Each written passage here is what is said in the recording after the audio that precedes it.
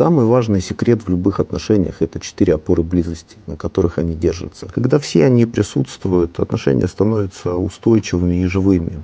Первая опора — это телесное притяжение. Когда телам хорошо вместе, когда нравится запах, есть желание, возбуждение. Это живая основа контакта. Вторая опора — это общение. Мозгу тоже нужна связь, разговоры, диалог, интерес. Важно, чтобы было о чем говорить и нашелся хотя бы один общий интерес. Когда общение исчезает, связь начинает ослабевать. Третья опора — это эмоциональная близость. Это уже не про страсть, а про тепло. Объятия, прикосновения, совместные моменты, ощущение душевной связи.